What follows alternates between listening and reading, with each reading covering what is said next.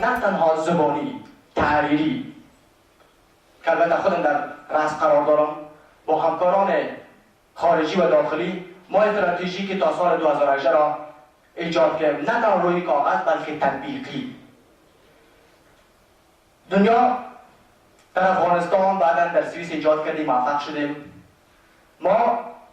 پروگرام بعدی خود در کشور سنگال که تقریبا یک ماه پیش خود در سنگال بودم، مؤسسه شما زمین را خریداری کرده، یعنی کمپانی افغانی زمین را خرید کرده که با ایجاد اگر رضای خداوند تعالی باشه چون در اونجا قانون نسبت به کشور ما حاکم است، با 14 منزل اگر رضای خداوند تعالی باشه ما شما خواهد پانتون خود را آباد کردیم و یک تعداد زیاد از مسئولین ما خواسته باشند میتونن بعدا در اونجا ایجاد کارایی برشان شد.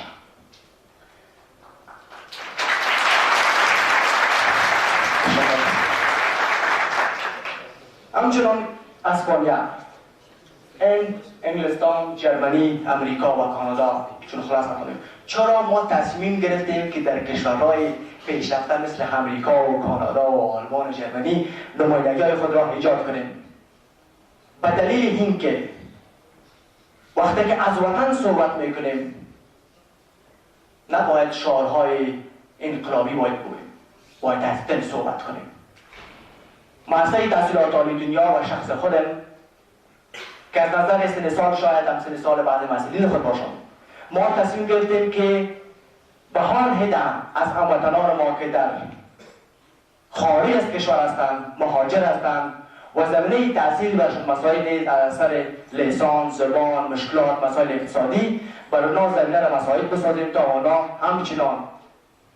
انسان‌هایی باشند که از قرن 21، از تکنولوژی قرن 21، از امکانات قرن 21، از اقتصاد قرن 21 آگاهی داشته باشند و فردا پس دوباره به وطن برگردند.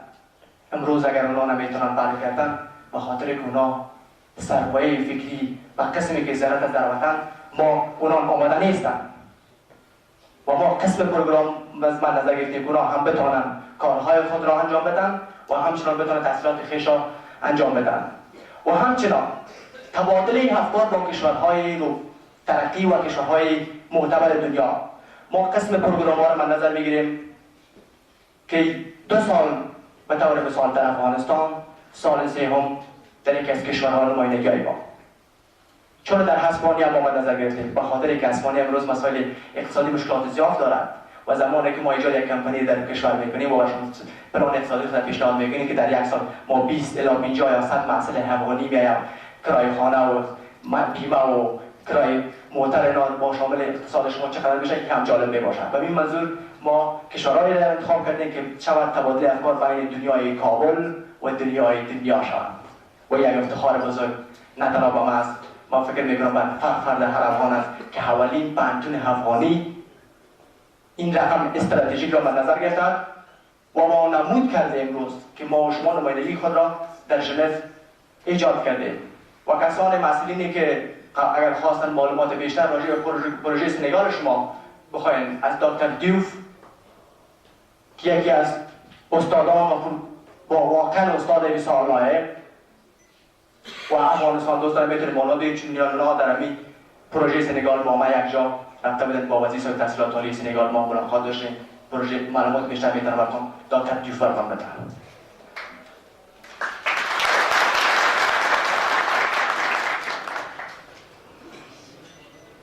خب وقتی که از استاندارد صحبت میکنیم باید از بعض نرم‌های دنیا و بعض اکریدیتیشن هایی که اکریدیتیشن یعنی چی؟ زمانی که یک محصل ما فارغ تحصیل مؤسسه تحصیلات عالی دنیا میشه و با دیپلم خود در امریکا میره، در اروپا میره، اگر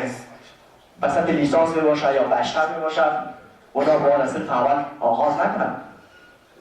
خیر پانتون من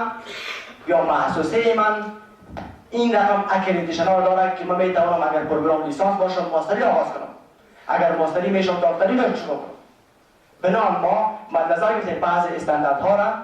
که دیپلم شما نه تنها در افغانستان که توسط وزارت تحصیلات عالی و رسمی میشناسند، دیپلم شما در کشورهای با ترقی که از جمله اروپا و امریکاست دیپلم شما ارزش را مثل یک دیپلم اروپایی داشته باشد که یکی از فاکتورهای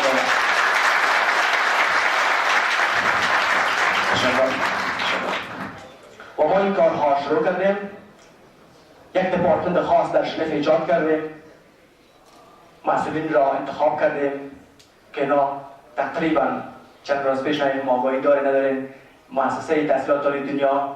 عضو فعال اتاقهای تجارت بریتیش و سوئیس شد. یک فاکتوری بسیار مهم و با یک افتخار بزرگ است.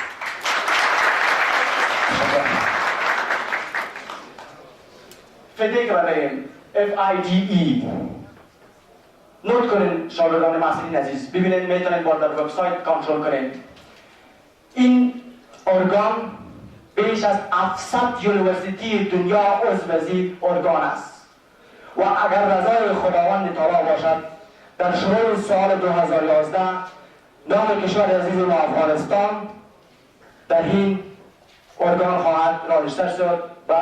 فعالیت مؤسسه تحصیلات عالی دنیا که یک دستاورد بزرگ به همه ما شما است. European Council of International School که یک اکریدیشن اروپایی است و طور مثال هر جوانی که خواسته باشد باقی تحصیل خود در سوئیس انجام بدن میتوانند به شرف تمام کنند، ماستری خود را میتوانند انجام بدن و مزویزی که اینا بعضی اکریدیشن دارن و ما نرم ECTS یعنی European Credit Transfer System ما تطبیق در افغانستان شما با صراحت میتونید شما پروگرام های ماستریتان را انجام بدید و شما میتونید دیپلمتان را که در افغانستان زحمت کشیدین با دیپلم های اروپایی مقایسه نمایید. همچنان Council for Business School and Program که یکی از اکریدیشن های USA از امریکا است که بسیار مهم است همچنان که میتونه شما را افتخارات خوب رقمایی کنیم و European Council for Business Education ما تقریبا فیسش هم تولید کردیم، تمام پروگرامش خلاص اگر رضای خداوند تعالی باشه در سال 2011 در وبسایت شما همچنان نشر خواهد شد. و یکی از اکریدیشن‌های بسیار مهم که 4 سال در بر خواهد گرفت. 4 سال از دهن دروازه امنیت با شما کنترل میشه، متخصصین میان کنترل میکنن تا به سطح خودم که در رأس قرار دارم و وقت زیاد میگیره. این 4 سال به خاطر بیبودی و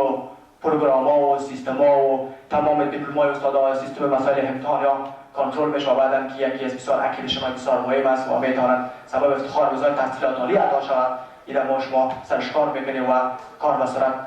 روان دارد که International Assembly for College and Business Education است که بسیار یک اکریدیشن بسیار مهم است و قریب کار فرما که باید خانه‌پولی بشه رایج و کارهای اداریش تحت واقعا بسیار به جدی روان دارد در ژنو و ان شاء الله تعالی در اخیر سال 2012 بعد از اینکه شما را ما شما نشر کردیم در وبسایت ما و باقی مانده شه با مرور زمان و با همکاری دوستان، پروفسوران، دانشمندان و هر جوان مسئله ما که علاقه‌مند داشتن در بخش‌های اداری ما را کمک کنن میتونن همکاری کنن. و همچنین حرف آخر خود را میخوام تبریکی با تمام مسئولین ما بخصوص به مسئولین دوره سوم ما. روز اول استادان ما که آمدن با شما خیلی متاثر بودن چون گفتن با مسئولین افغان ما روبروی مشکلات فراوان خواهد شدیم از طرف مشکلات مثلا مزامین ساینسی، اقتصاد و مسائل. همون استادا در هفته کار میکنن اون روز با مسائل اصلاح میکنن.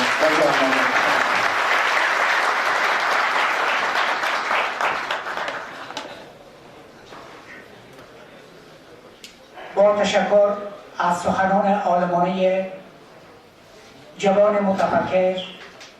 و اندیشمند آگاه کشور جناب دکتر جاوید سنگدل، رئیس و بنیانگذار مؤسسه تحصیلات عالی دنیا و